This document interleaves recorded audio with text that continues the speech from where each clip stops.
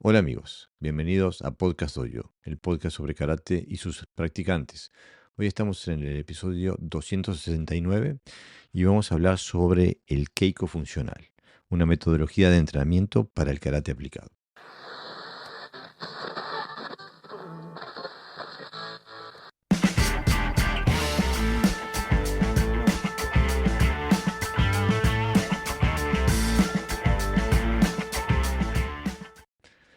Como siempre, para ayudarme en la tarea, tengo a José Navarro Sensei. Bienvenido, Sensei.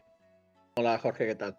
Solo una aclaración por si nos escucha alguien que no es del mundo del karate. Keiko significa entrenamiento, básicamente. Exactamente, entrenamiento práctica. Eh, pero como siempre, bueno, los asiduos seguidores de nuestro podcast sabrán que nunca hablamos mejor dicho, que siempre hablamos del karate funcional cuando nos referimos de cómo deberían ser las cosas en el mundo del karate, ¿no, Pepe?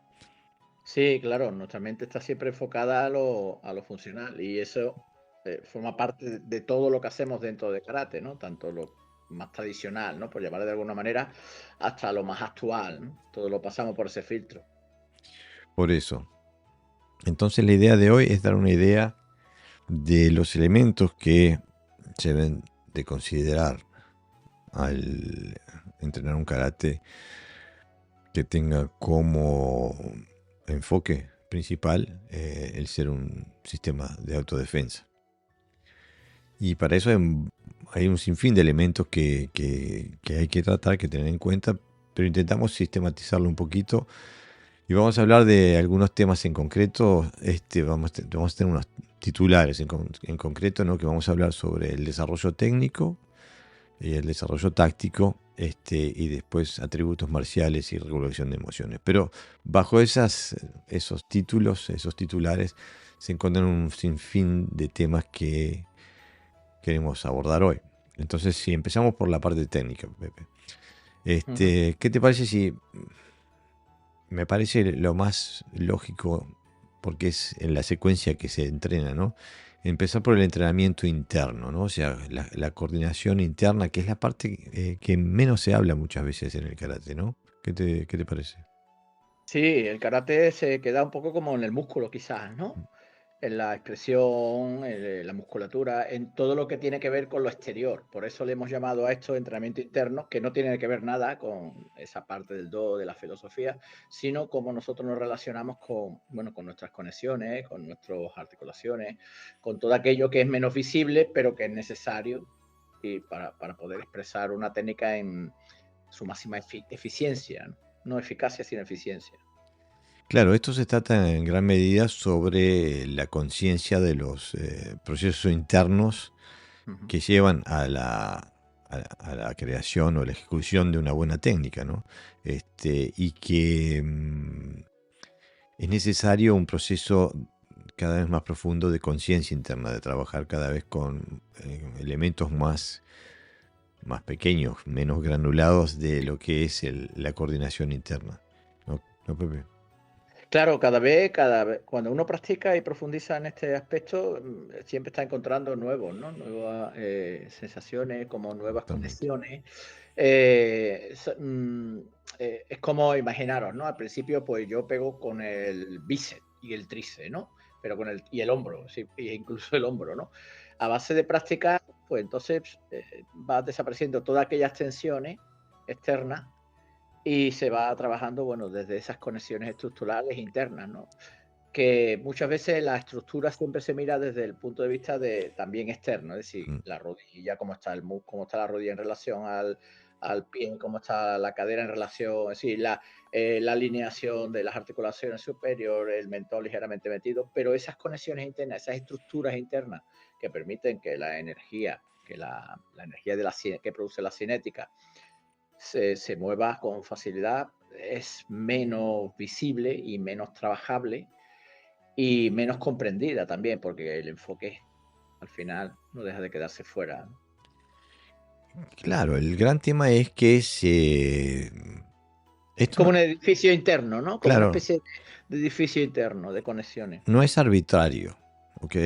O sea que no es que esto tienen que haberlo visto en libros de karate donde te ponen la posición tal, va el pie acá, después a 2 puños de distancia y después el pie acá. No, porque cada uno tiene tiene un cuerpo específico, tiene sus peculiaridades físicas, las, las proporciones son distintas, etcétera, etcétera. Lo que sí se trata es, como decía Pepe, eh, de cómo se compone la estructura, las conexiones estructurales óseas incluso, este, que permitan la generación y transmisión de energía.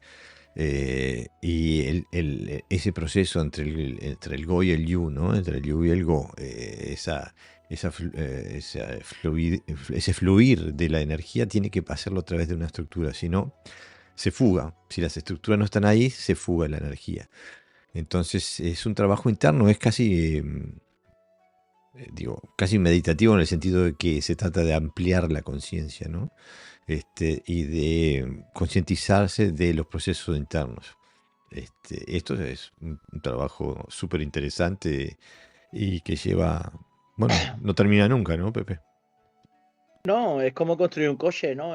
Tenemos, por ejemplo, lo que sería el chapista, ¿no? Digamos, aquella persona que es experta en todo lo que tiene que ver con lo externo del coche, la rueda, bueno, la chapa, todo lo que se ve, ¿no? Y luego tenemos el experto en automoción, que es el que toca el cablecito adecuado para que todo funcione, ¿no? Eso es un proceso de estudio, de conciencia, de conocimiento de cómo funciona el coche en su totalidad, ¿no? Y no solo de la carcasa.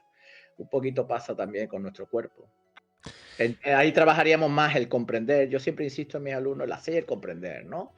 Entonces, ahí hay que escarbar no solo en el hacer, sino que también el comprender. Para hacer un gesto mecánico, cualquier niño hace un Izuki y a veces con una gran estética, ¿no? Pero no comprende eso que pasa por dentro. Claro, sin comprensión no hay acción correcta. Primero hay que comprender de qué es lo que uno quiere hacer y de ir en esa dirección. Seguro, lo que pasa es que es un proceso dialéctico porque se comprende un concepto, se explora y cuando lo exploras descubrís nuevas facetas que te llevan a una nueva comprensión, que te lleva a abrir nuevas puertas, que te llevan a nuevas facetas, o sea que es como una espiral de profundidad, ¿no? Y esto es no solamente a nivel de estructura, sino a través también, que no quería dejar de pasar, del nivel energético, las distintas cualidades de la energía que se pueden generar en las distintas técnicas del karate, ya sean percusivas o sean de algún otro carácter. Las energías varían y según la intención también varían las estructuras, así que es todo un palete que hay que saborear y experimentar con él, ¿no? Claro, incluso una misma técnica parecida, si se aplica con funciones diferentes, el cuerpo se tiene que mover de forma diferente, ¿no? Y eso también hay que enseñarlo, ¿no? Hay que trabajar sobre esas metodologías. Por ejemplo, en la clase de hoy, ¿no? Decíamos, bueno, un Suki es un golpe con el puño, ¿no? Mm. ¿Vale? Pero también es una forma de transmitir energía en línea recta. Entonces yo también puedo golpear con mi cara interna del antebrazo. Pero como no voy a impactar con una zona determinada, voy a convertirlo en a una zona determinada. Entonces, ese mismo Suki se mueve de forma diferente si mi estructura corporal se adapta, ¿no?, al nuevo propósito.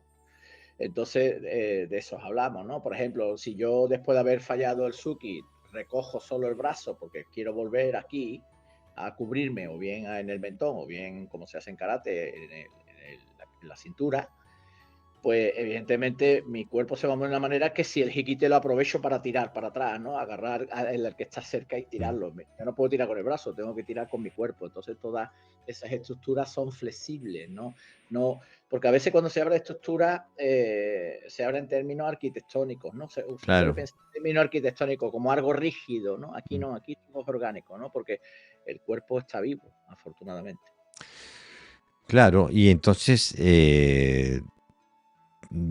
tiene una lógica que se exploren las distintas expresiones técnicas eh, con distintas intenciones. Un gesto técnico, explorarlo como un golpe, pero también quizás explorarlo como un agarre, que es lo que acabas de comunicar tú, Pepe. A ver si se puede explorar como una proyección, como una luxación, o lo que sea, ¿no? Pero buscar trascender el clásico Suki, el pensamiento del Suki, de Luki y el Keri, ¿no? Porque si hacemos eso, bueno, vamos a multiplicar por muchos el mundo interno, estructural, interno y técnico con el cual nos concernimos, ¿no? Y eso hace que ya en este paso ya tu karate sea más amplio, ¿no? ¿Cómo hacer? Me parece que vos tenés la misma experiencia, Pepe. No, sí. Amplía las posibilidades del karate, se amplían, obviamente, ¿no? Y evidentemente enriquece también el movimiento. Lo que ocurre es que hay que trabajar con esa dinámica. Es decir, no, si yo voy a proyectar a alguien, o le voy a hacer un barrido, ¿no? Por ejemplo, y voy a usar el tren inferior, evidentemente me tengo que usar de una manera diferente que si voy a proyectarlo o agarrarlo en su zona alta, ¿no? Mi forma de comprender el movimiento tiene que ser diferente. Todo esto que estamos hablando tiene que partir de llegar de la comprensión, ¿no? No del movimiento, puede ser, no, pero es que yo uso la misma energía si hago un Gedan Barai que si hago una Keuke, o hago la misma energía si hago un Mushiko o un Shuto. Al final se trata de explosividad, ¿no? Como decimos, muchas veces en contra incluso de la propia naturaleza de lo que se habla en las artes marciales, que es máxima eficacia, mínimo esfuerzo, ¿no? Uh-huh. Entonces esa optimización llega desde la comprensión, no desde la imitación. Y hay que practicar mucho con esa idea, o sea, que te agarren, que tú, si yo te agarro, pues tú te vas a usar diferente que si te empujo, ¿no? Etcétera, etcétera.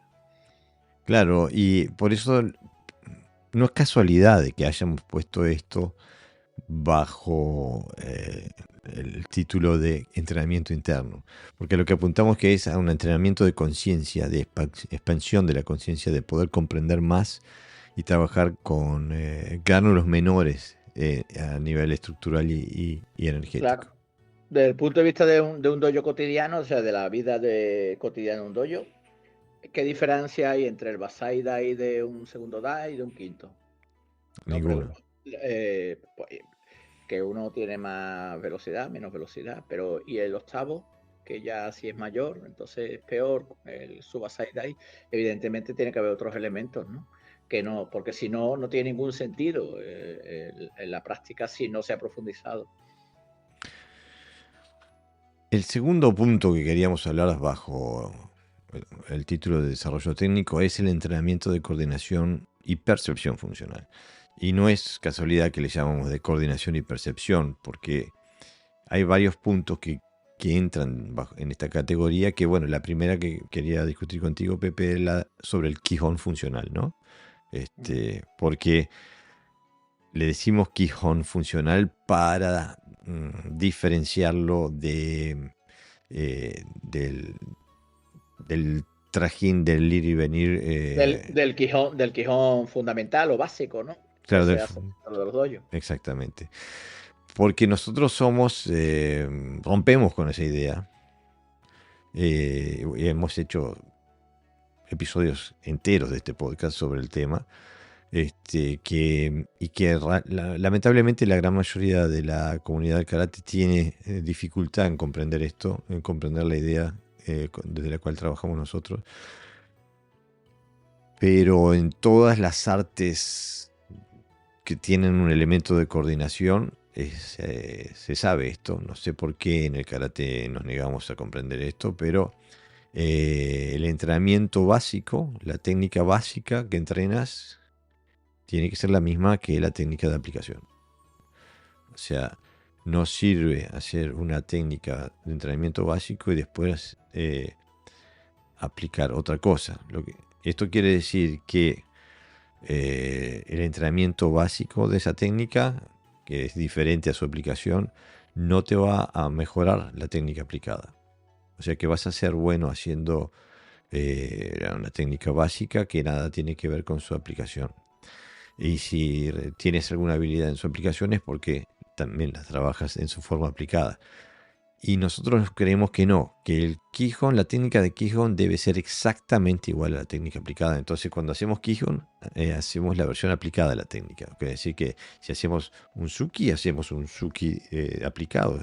Si hacemos las combinaciones, son como se hacen cuando se golpea realmente en un combate. O sea que esa expresión técnica y no la expresión técnica de un Suki con Hikite, etcétera, ¿no, Pepe? Claro, yo aquí matizaría dos cosas, ¿no? Que no son técnicas básicas. Quiero decir que una técnica funcional no lo consideramos una técnica básica, es una técnica. Lo que sí es básico es la metodología de enseñanza, dependiendo del nivel, eso sí, pero es la misma técnica, como tú dices bien, que aplicamos esa técnica, da igual el contexto, ahí tiene que ser aplicable. Por lo tanto, nosotros hemos roto el paradigma de lo básico y de lo avanzado, por un lado. Es metodología, sí, hay metodologías de adaptabilidad a la persona, ¿no? Según su experiencia. Por ejemplo, en las artes de combate, en el boxeo, como tantas veces son las mismas técnicas. Lo que ocurre es que la metodología a uno le enseña de una manera al principio hasta que tiene la destreza y luego lo convierte bueno, en mayor habilidad, ¿no? Esa habilidad al final se ha desarrollado y lo convierte en mayor habilidad porque tiene mayor experiencia. Entonces, el movimiento, evidentemente, no es el típico de Quijón, ¿no? O No. sea, podríamos decir que es un Quijón funcional. Sí es Quijón, pero no es un Quijón funcional. Son técnicas que se aplican de forma correcta desde el principio hasta el final. O sea, no se enseñan diferentes tipos de metodología, ¿no? Pero eso es fácilmente entendible. Es porque nosotros consideramos que las técnicas como se aplican hoy en día, que tienen una función más educativa que marcial, ¿no? Y evidentemente está alejado de lo que nosotros que entendemos por carácter funcional. Claro, lo que nosotros, digo, estamos buscando siempre es ser efectivos y eficientes. Y estoy de acuerdo contigo, no hay técnicas básicas y técnicas avanzadas. Las técnicas son lo que son, lo que cambia es la habilidad del practicante en manejarlas y en aplicarlas. Un practicante avanzado lo hace de mucho mejor forma que un practicante Ya, básico, ¿no? ya. Un principiante. Claro, aquí en el karate, por la propia inercia que tenemos, la metodología de entrenamiento, que no ha calado, ¿no? Se sigue llevando, tiene cierta complejidad a la hora de equilibrar, digamos, la forma de hacerse las técnicas, de forma de hacerse las katas, con una orientación funcional, ¿no? ¿Por qué? Porque el tiempo es importante, el tiempo con los tiempos que se juega a la hora de enseñar. Yo tengo, por ejemplo, una alumna que lleva ya conmigo un año, que tiene una habilidad impresionante, o sea, se trabaja perfecta, hace una técnica bonita, en otro dojo estaría seguramente preparándose para competir, porque tiene estética, tiene todos los requisitos para poder ser una buena competidora. Entonces, ella ya domina el Pinan, ¿no? Por ejemplo, el Pinan Nidan, el Shodan Nidan, como queramos llamarlo. Lo domina bastante bien. Pero si yo la dejo más tiempo en esa forma de trabajar, ¿no? En esa metodología de trabajo, puede adquirir automatismos que a lo mejor luego les cuesta más trabajo volver, ¿no? Y entonces ahora ya le estoy metiendo elementos funcionales dentro del kata. Y claro, su pensamiento ahora cuando se mueve es como un boxeador cuando está peleando. Es decir, hay un enemigo enfrente, yo le agarro la cabeza y el que dan para ahí es tirarlo, ¿no? Y entonces, entre comillas, lo digo entre comillas por la visión estética que a veces se tiene de las cosas, puede parecer, que su kata ha empeorado, pero el nivel de comprensión es mayor. Entonces, Porque no es estético. porque ya no es esa calidad que al principio se le enseñaba para que tuviera control corporal, etcétera, ¿no? Trayectorias y todo eso. Entonces, claro, ha entrado una fase nueva del kata, ¿no? Y ella está disfrutando como no vea, ¿no? ¿Entiendes? Entonces, si no se enseña pronto estas cosas, al final es muy complicado porque los automatismos que se adquieren no somos un ordenador, quiero decir que no funciona, lo reseteamos, ¿no? Tardamos años en quitarnos. Bueno, de hecho, a veces incluso se sabe que cuando uno tiene un vicio, y deja ese pero lo cambia por otro, o sea, no lo deja, sino que va cambiando automatismo erróneo por otros automatismos erróneos. Entonces aquí la metodología es importante, ¿no? Cómo usamos el tiempo de enseñanza en cada cosa, ¿no? En cada elemento. Lo que pasa es que no hay no hay un elemento estético. A nosotros no nos importa cómo se ve. Lo que nos importa es la aplicación de la técnica que se tiene pensada, si corresponde su ejecución o no. Digo, aparte quería también hacer un comentario, es que la metodología que se usa es progresiva, por supuesto. O sea, no hay técnicas básicas y técnicas avanzadas, lo que hay es una metodología de trabajo que es progresiva, que hace que el practicante básico pueda ir avanzando. Ahora, una vez decimos esto, no nos quedamos ahí, ¿no? Porque eso es una parte de la metodología, de que las técnicas, el Kihon, o sea, se hace el Kihon para estar relacionándose técnicamente y en materia de procesos, nada más relacionándose con sí mismo. O sea, no estamos en aplicación táctica, no estamos pensando en un oponente cuando trabajamos con el Kihon. O sea que estamos trabajando con los elementos técnicos de uno solo, ¿no? De sí mismo. Ahora bien, también hay matices, porque la técnica en sí no es suficiente, ¿no? Se necesitan de elementos técnicos que trascienden el hecho de hacer una técnica. O sea, por ejemplo, trabajo de pie, o sea, cómo moverse, o sea, crear patrones de movimiento, crear patrones de esquiva. Esto tiene que entrenarse primero en relación al practicante, donde él aprenda, desarrolle la motricidad en estos elementos técnicos para después dar el paso a trabajar en situaciones tácticas. Pero esto tiene que ser parte del Kihon también. Digo, en mi dojo, por ejemplo, tenemos un katita que es nada más, no tiene técnicas, lo único que tiene es posiciones de pie, trabajando los patrones de movimiento, simplemente para sistematizar el trabajo de pies, para darle los diferentes ángulos del movimiento, crear patrones en la cabeza o crear automatismo, como decís tú,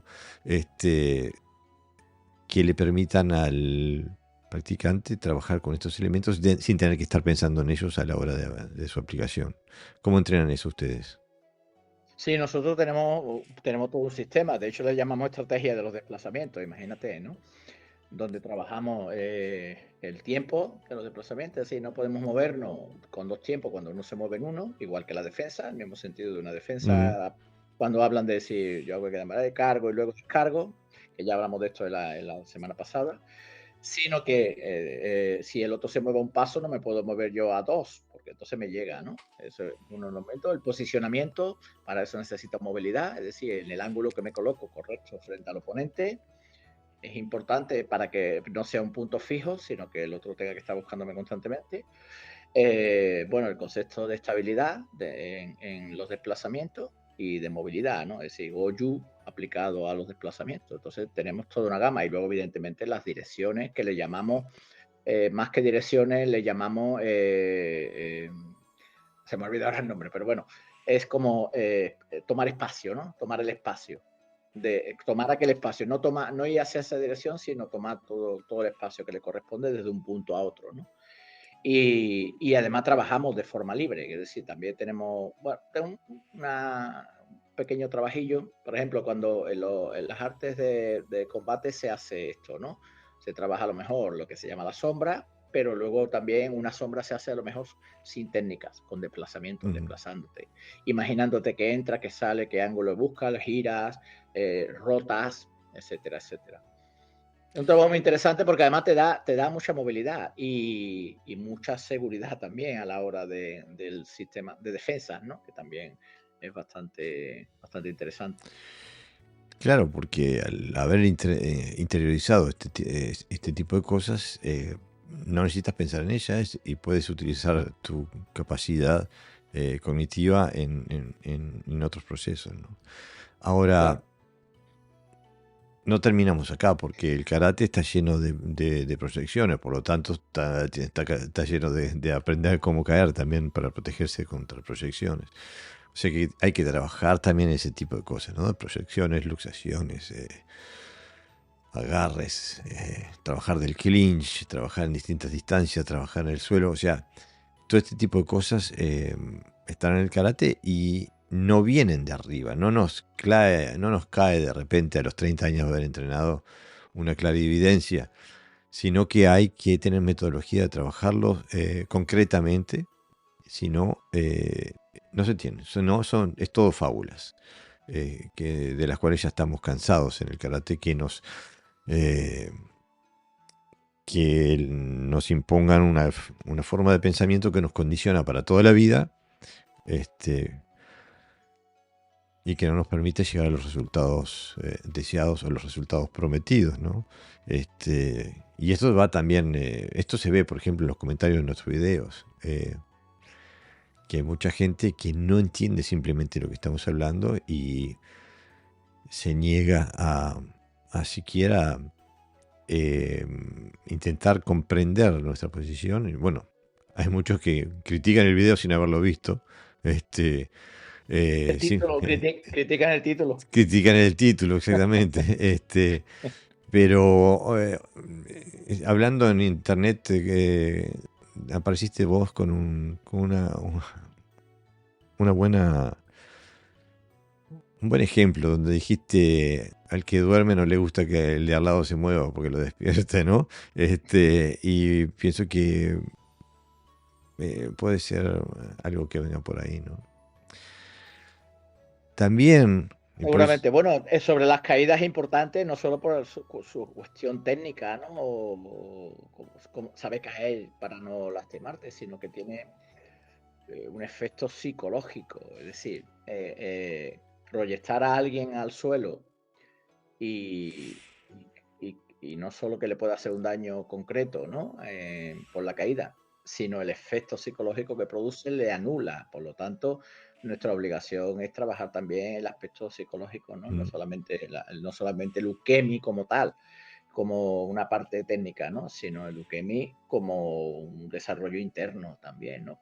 Igual que aquí pasa un poco como la gente que no está acostumbrada a que le peguen, ¿no? Cuando le pegan el primer suki se asusta, o así de boxeadores, ¿eh? O sea, que entra allí, los ve tú, bueno, estos son los guerreros de aquí, que llegan y a la primera que le sueltan, al otro día ya no vuelve.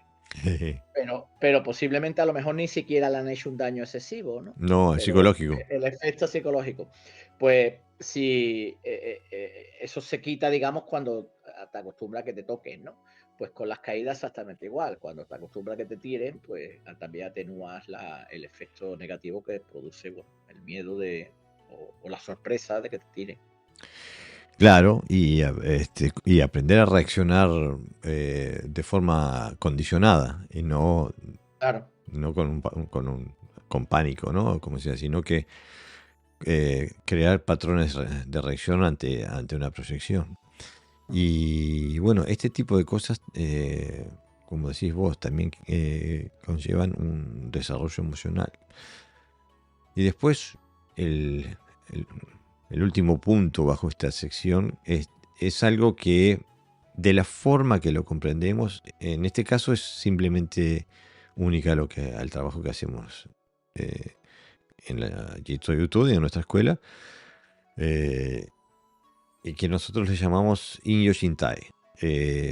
Lo que en otras escuelas se pueda llamar, aunque su despliegue técnico y su despliegue metodológico sea totalmente diferente, se le puede llamar Kakie. Pero la forma que tenemos nosotros de trabajar este concepto es empezando desde las técnicas fundamentales del karate, eh, aplicadas a una situación de empuje de mano, hasta hacer una transición hasta la técnica aplicada, ¿no? Hasta la táctica.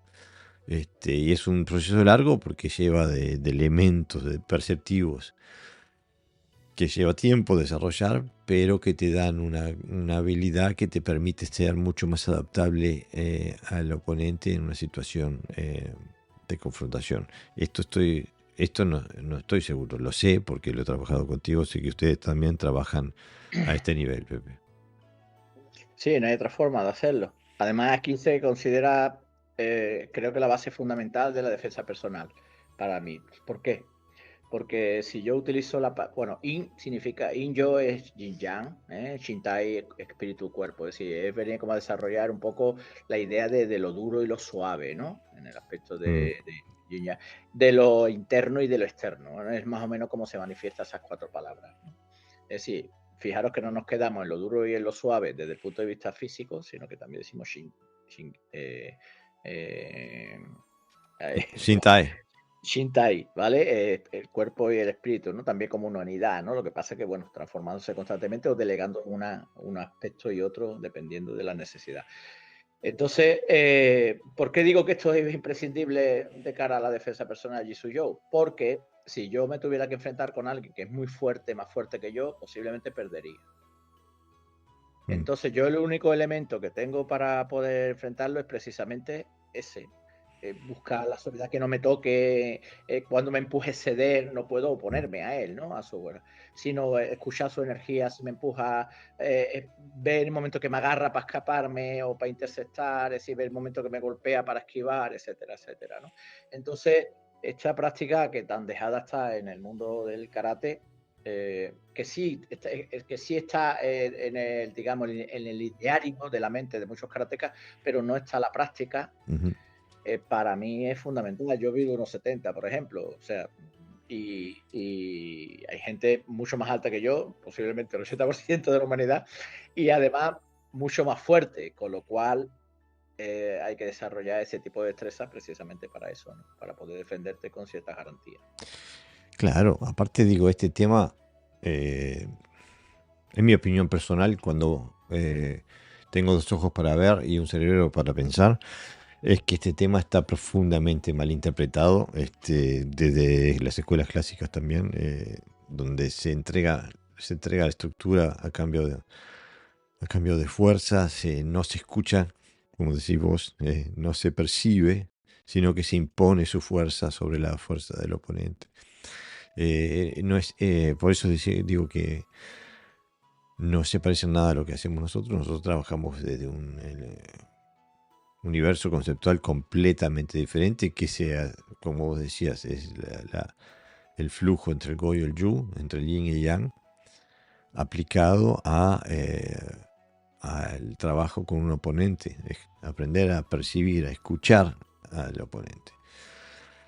Y por eso lo categorizamos como un entrenamiento de percepción funcional, porque hay que percibir y adaptarse, y también adaptarse a una forma que te permita a ti hacer lo tuyo, ¿no? Ahora también después el paso natural para dar es el entrenamiento mixto, ¿no? Donde se toma todo esto que se ha trabajado, y todavía no hemos nombrado el kata como metodología de entrenamiento, pero todo lo que se tiene como equipaje técnico-táctico, bueno, se trabaja para combinarlo, ¿no? Coordinar todo eso en una unidad, donde se puede trabajar desde el punto de vista técnico en los diferentes espacios, para después culminar en empezar a trabajar el entrenamiento de efecto, ¿no? Cambio de foco del proceso. Hasta ahora venimos trabajando a nivel de proceso, y ahora utilizar la habilidad que se ha logrado en ese proceso para trabajar con el resultado, ¿no? El efecto de las técnicas que estamos creando. Y bueno, eso hay que trabajar mucho, a distintos niveles, trabajar con herramientas, ¿no, Pepe? Con sacos, pavos, pesas, manoplas, todo ese tipo de cosas, ¿no? ¿Cómo lo hacen ustedes? Sí, nosotros todo lo que hacemos lo trabajamos con efecto. Sí, si yo no te das cuenta que si no trabajas con eso, pues a lo mejor la muñeca no la tienes suficientemente cajada y te la doblas en el primer golpe, ¿no? Por ejemplo, que a lo mejor tu agarre que tú creías que hace un kakedashi perfecto y después cuando vas a agarrar el otro se te suelta, no, tu agarre no es tan potente.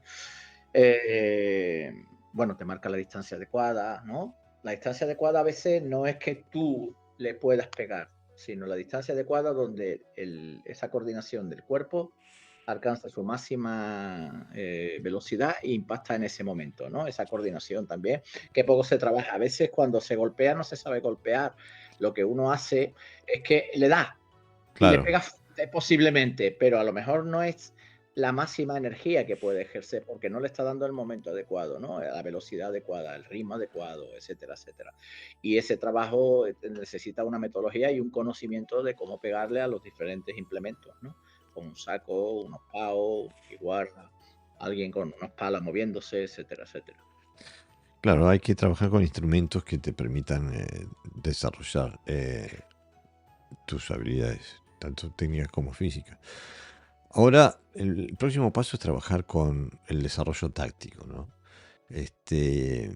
Y ahí, como siempre, nosotros somos, en ese sentido, la gente cree que nosotros somos unos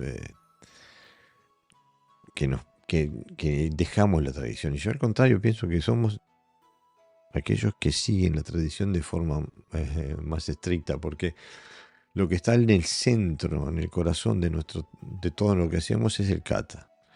Y para trabajar con el kata, empezamos trabajando, intentamos trabajar como se trabajaba antes, que partimos de la aplicación para llegar al kata, no al revés.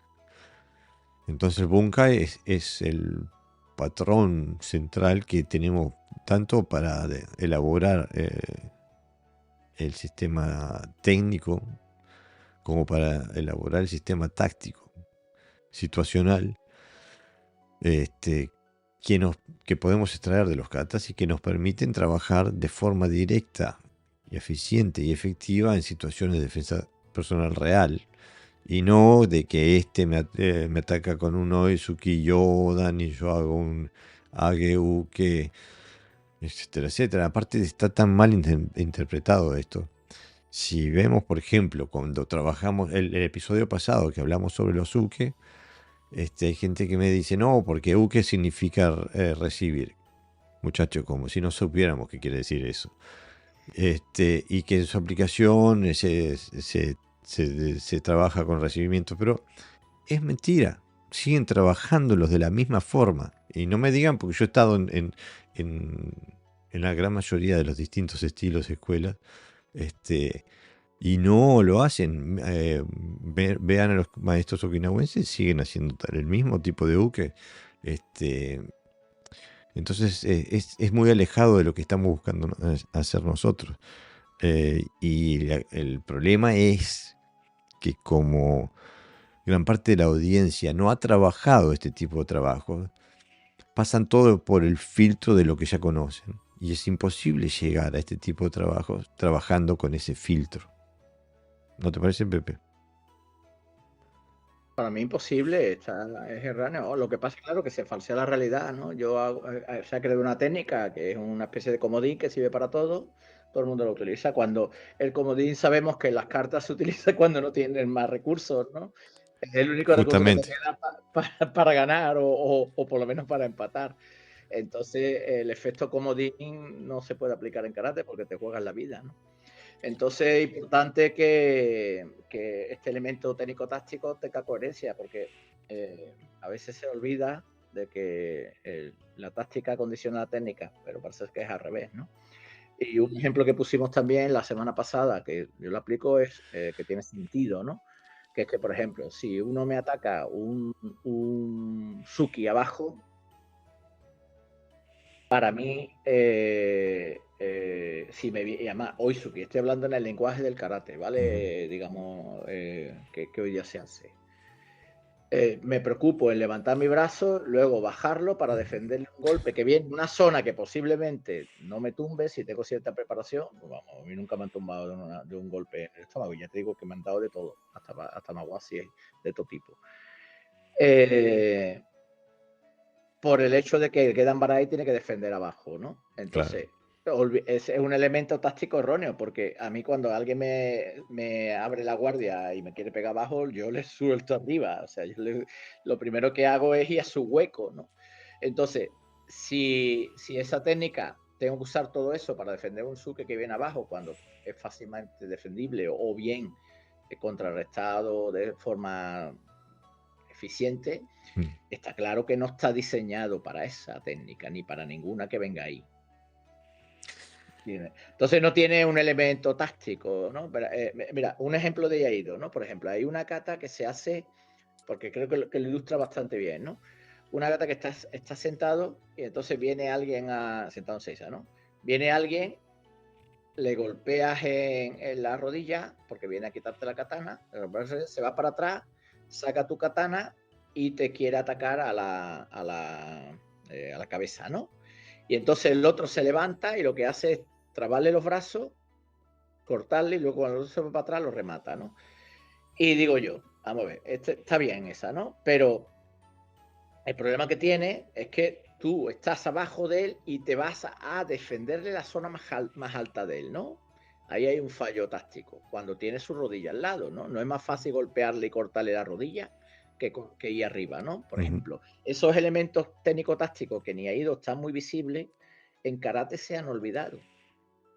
No sé si es por el gesto, por la falta de información, por la falta de interés o evidentemente por la falta de experiencia también, ¿no? Así que más fácil imposible. O sea, si alguien, además, alguien seguramente que le vayan a pegar fuerte y rápido abajo, lo que va a hacer es protegerse. Ese sí es cerrarse, jamás abrirse. Claro. ¿No? Uy, que me llevo eso para adelante. O sea, que la defensa sería cerrarse, jamás abrirse. Y un Kedambarai abre, por lo tanto, si abre, que significa que vas a escupir al otro hacia afuera. Entonces, la mayoría de las técnicas que escupe el otro hacia afuera suelen ser de proyecciones. Claro, porque como vos muy bien decís, nadie se abre cuando te atacan, todo el mundo se cierra. Y para mí está la miopía que los comentarios nos decían, no, pero si esto lo hace Kyokushin todos los días. No, no lo hacen todos los días, no usan su bloqueo de Kihon en su combate, al contrario. El Kyokushin es conocido por su capacidad de absorber golpes y de absorber dolor. Y eso, por ejemplo, una vez estaba trabajando con un sensei que venía del Hungar, el Kung Fu Hungar, y donde ellos trabajaban diciendo, si puedo aguantar tu técnica, si puedo soportar lo que me estás transmitiendo, no necesito bloquear en absoluto. Cuando vos me pegaste, estoy pegando. O sea que el Bunkai debe ser el estudio situacional y de cómo solucionar desde un punto de vista táctico, técnico, esas situaciones de defensa personal basados en la información que nos da el kata en el cual basamos nuestro estudio. Por supuesto que ese entrenamiento debe ser con un incremento paulatino de la resistencia, ¿no?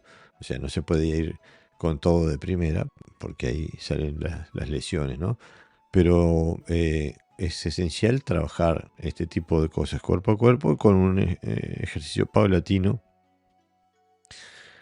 Porque aparte si vas de frente con todo de primera, es muy difícil empezar, porque si no tienes no has acabado de pulir tu técnica, estás para trabajar en contra de un compañero.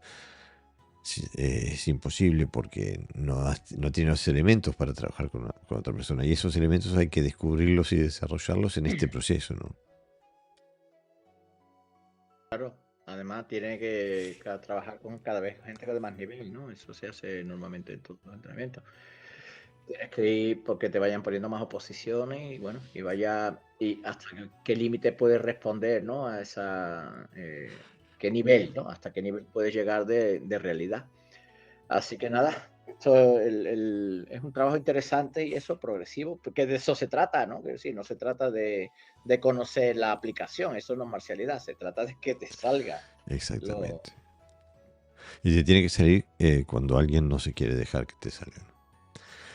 Pero para esto también es lo que nos lleva a nuestro punto siguiente, que son los atributos marciales. Para esto también es importantísimo desarrollar los atributos físicos y técnicos. O sea, hay que tener la fortaleza, hay que tener la explosividad, hay que tener eh, la capacidad, la condición física y cardiovascular para poder seguir.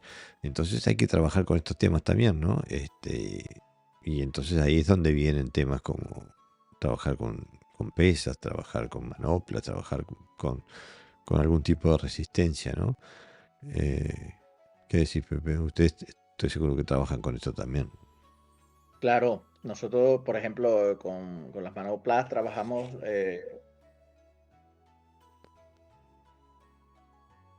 Bueno, te congelaste, Pepe, empezá de vuelta. Vale, no digo que tenemos con las manoplas trabajamos velocidad y precisión normalmente, que es importante en la técnica. ¿Sí? Sí, ¿Se me sí, ve? se te ve, sí. Ah, Sí. vale. Me he congelado yo, me he autocongelado yo Ah, ahora, ¿no? Entonces, con otros instrumentos que pesan más, o sea, incluso el saco, trabajamos potencia y resistencia, que son muy importantes.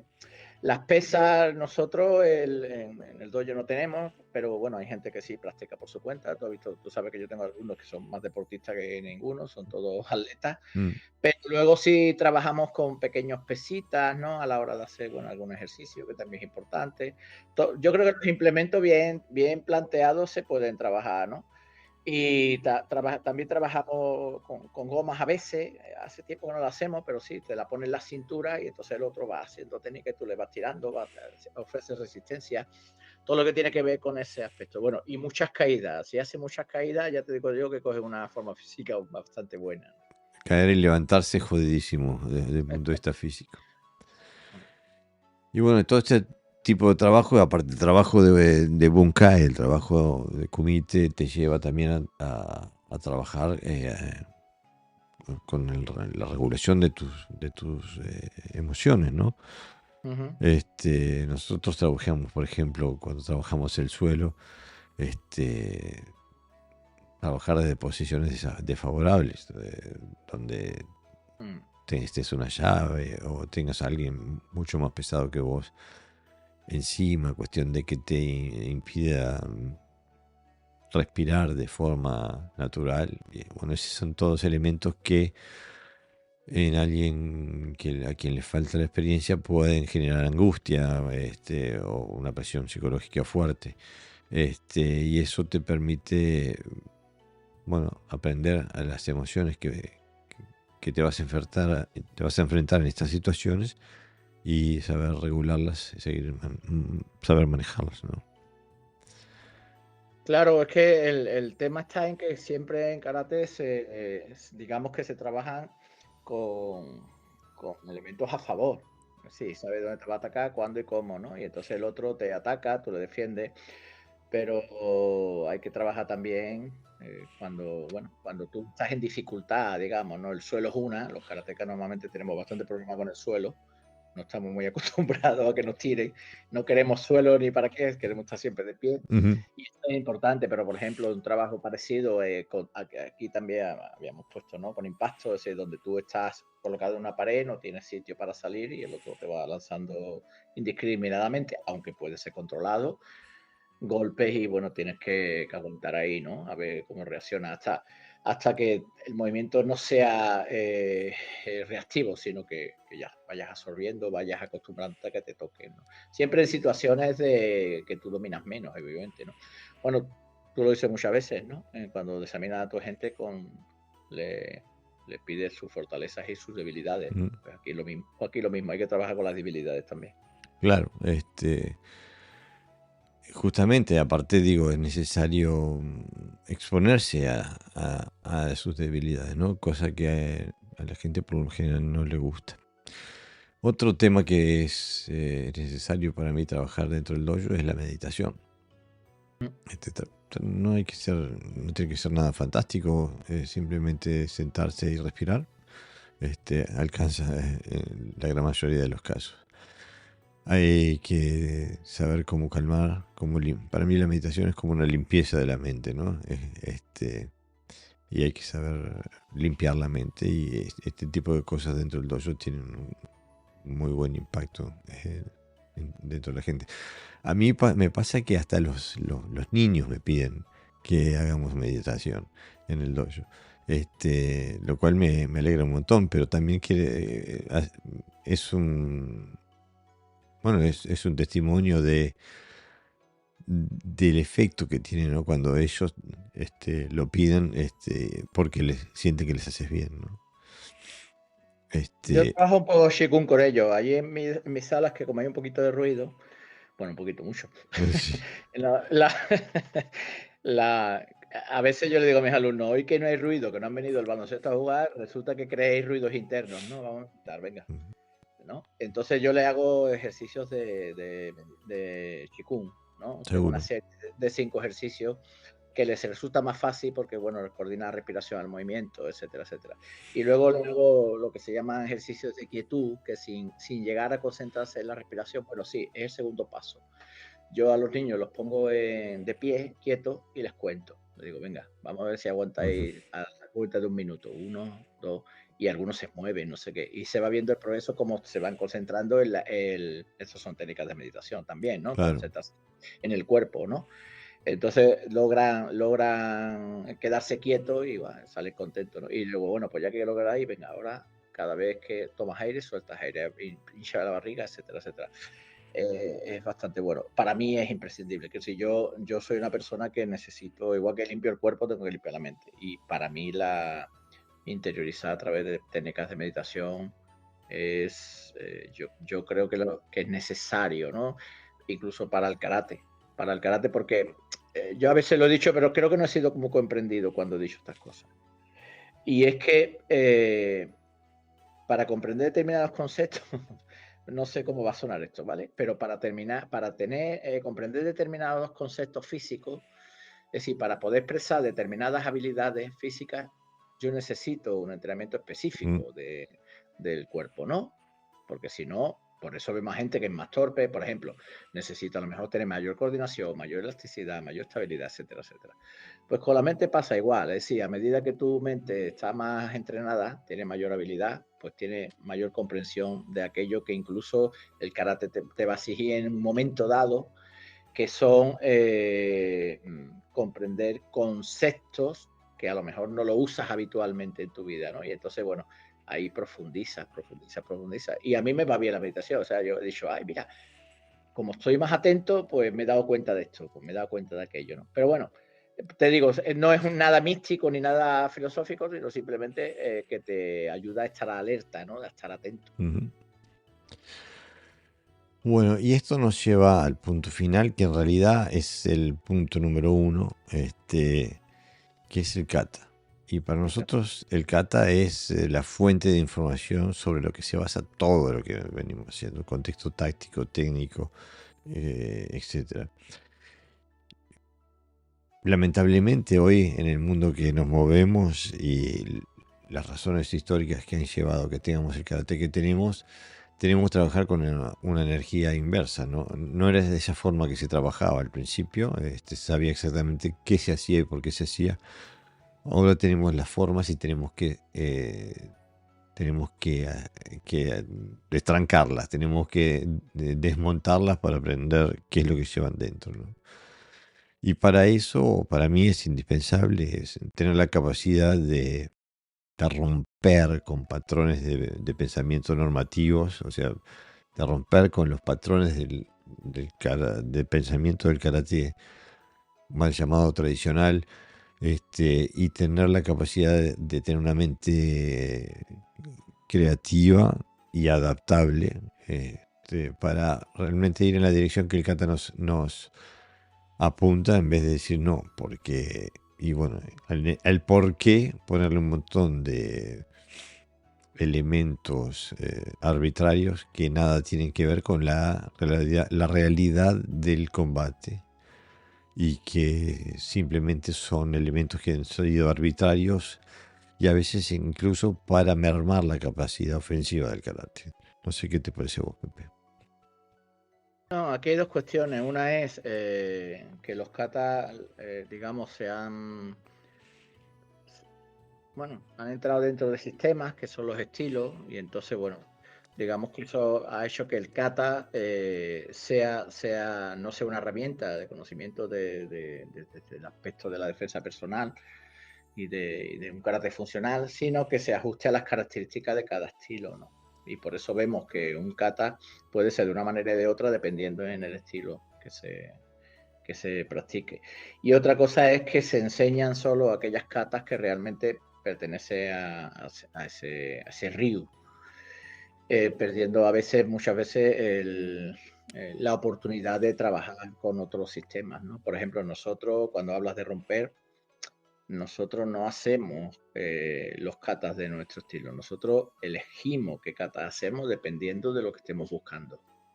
Esto es como una alimentación, es decir, Claro. mi cuerpo necesita diferentes, ¿no? Necesita proteína, necesita grasa, necesita azúcares, etcétera, etcétera, ¿no? Entonces, si un kata es funcional, lo usamos. Si no lo es, no lo usamos. Me da igual que sea de un estilo, de otro o de lo que sea, ¿no? Y aquí Justamente. es donde nosotros lo estudiamos. Entonces, cuando me pregunta qué kata 6, ¿no? Sí, tenemos unas katas matrices, digamos, ¿no? Mm, Que ya todo el mundo lo sabe, que son las de Aragaki, pero las tenemos porque vemos ahí que en esas katas hay muchas cosas, ¿no? Pero también tenemos otras, ¿no? Auxiliares que podríamos decir, ¿no? Entonces, donde yo vea que hay funcionalidad, eso lo acogemos, ¿no? Independientemente del estilo. ¿Por qué? Porque en realidad yo no voy a manifestar una cata de un estilo. Lo que voy a hacer es trabajar las funciones que me va a dar esa cata, ¿no? La información que me va a dar esa cata. claro, aparte los maestros que están en la génesis de esto, los maestros que crearon el karate, eran profundamente eclécticos. No les importaba de dónde venía la información, sino que si servía o no servía. Si servía, la adoptaban. Punto. Y por eso para mí, y creo que quizás suene muy conflictivo dentro de en los oídos de los karatecas, y que voy a perder un par de amigos por decir esto, pero para mí, si entrenas un estilo, entonces por definición no estás entrenando el karate original. Sí, o sea que si tu karate es regido por un estilo, no estás entrenando el karate original, no estás buscando el karate original. Porque históricamente los ryu no existían en Okinawa. Los ryus una estructura, un mecanismo que funciona dentro del budo japonés. Así que desde mi perspectiva lo que veo es que si entrenas un ryu, estás entrenando karate japonés. Puede ser que lo estés entrenando en Okinawa, pero es una adaptación del karate okinawense a una metodología, a un sistema japonés. O sea que si estás para que encaje dentro del sistema del budo japonés, si no, no tendrían ryu. El karate original, el Tode, no tenía ryus. El Titan no tenía ryu. Eh, los ryu entraron en el karate con la anexación de los Ryukyu a Japón y cuando los Ryukyu pasaron a llamarse Okinawa. Eso es lo que veo. No sé si vos ves algo similar, Pepe. Sí, bueno, está claro. Esto lo hemos hablado mil veces, ¿no? O sea, nosotros precisamente para encontrar ese tipo para hacer estos estudios y encontrar soluciones hemos tenido que salir de los ríos, es decir, que no está en los ríos.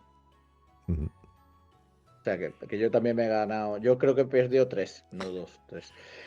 ¿Por qué? Porque los ríos están condicionados bajo unos parámetros de comportamiento físico. Por ejemplo, en Shotokai está casi prohibido tensar, ¿no? Ujú. En Shotokan ya sabemos que la principal fuente de donde se alimenta es de la tensión Mm. muscular, ¿no? Entonces, claro, hay una serie de patrones físicos, de katas que lo tienes que hacer exactamente como es, ¿no? Todo el mundo se quiere parecer al sensei que tiene por delante. No hay un estudio personal y profundo, ¿no? De la función. Por lo tanto, no tiene que ver nada con ese carácter original que precisamente era personal. Y bueno, creo que con esas palabras llegamos al fin natural del episodio de hoy.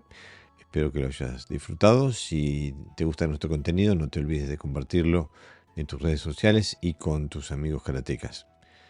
No te olvides de apoyar la producción de nuestro podcast, que la puedes ver aquí, en la etapa en la esquina superior de la pantalla, donde nos puedes comprar un café. Y si no, abajo de la pantalla, darnos un super gracias, que nos ayuda a generar más contenido de la más alta calidad de lo que podemos. Así que desde ya, muchas gracias y hasta la próxima semana.